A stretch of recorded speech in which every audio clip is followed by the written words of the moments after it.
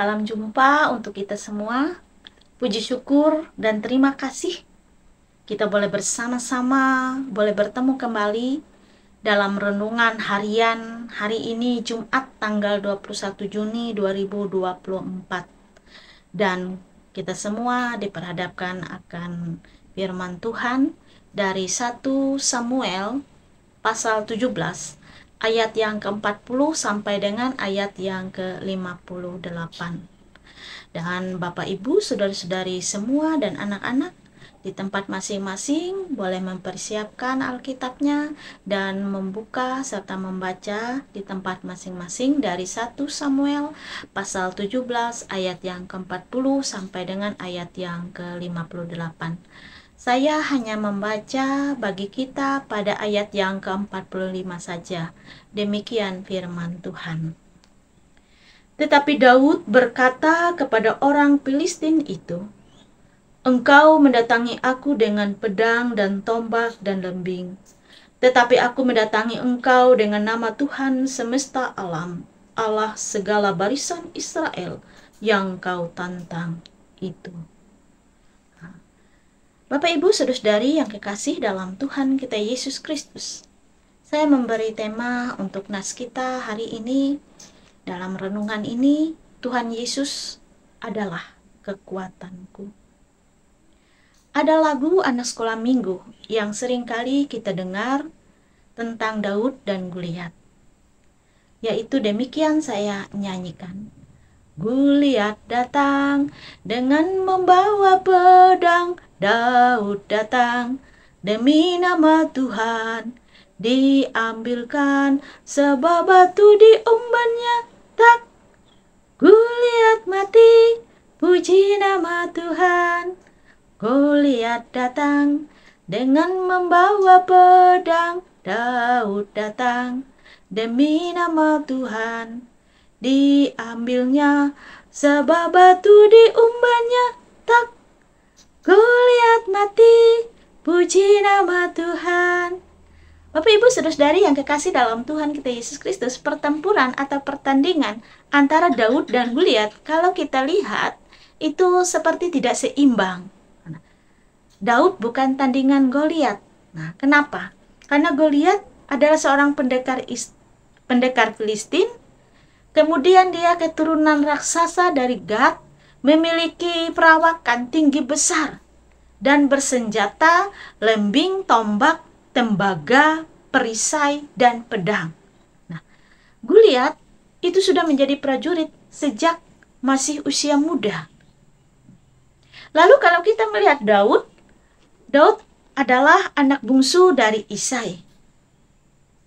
Pekerjaannya gembala domba. Senjatanya tongkat, 5 batu licin, umban, dan Daud masih muda, kemerah-merahan dan elok parasnya. Nah, tetapi yang membedakan antara Goliat dan Daud, jika dikatakan Goliat datang dengan membawa pedang, maka Daud datang dengan kekuatan dari Tuhan. Goliat mengandalkan kekuatan sendiri, kemudian dia menganggap remeh dan memandang rendah orang lain.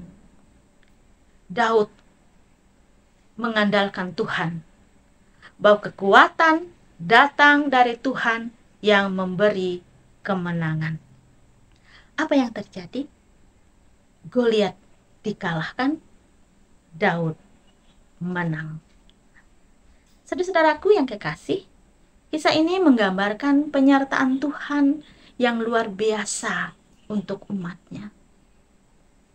Walaupun tampaknya mustahil di mata manusia, Daud berhasil mengalahkan raksasa Goliat dengan penyertaan Tuhan.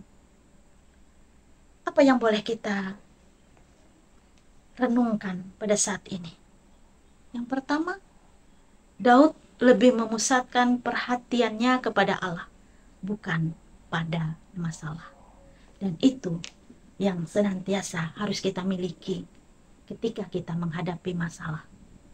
Seberapa besar pun masalah dalam hidup kita, maka perhatian kita tetap pada Allah.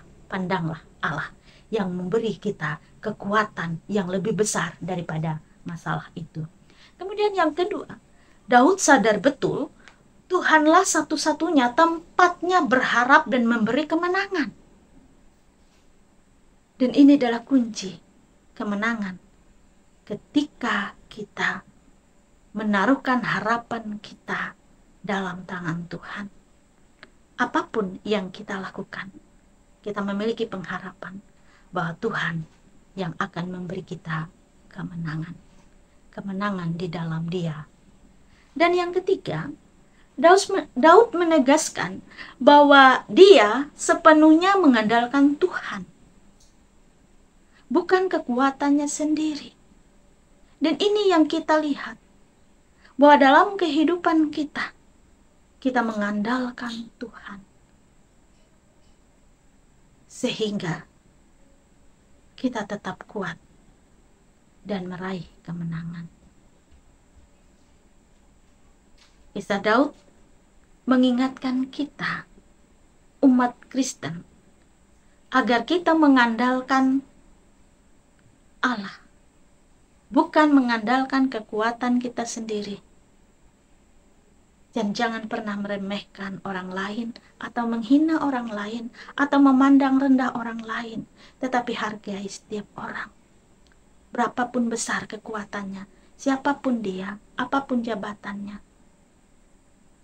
Karenanya, kita harus memiliki kerendahan hati ketika kita mengandalkan Tuhan dalam kehidupan kita. Karena Tuhanlah kekuatan bagi kita.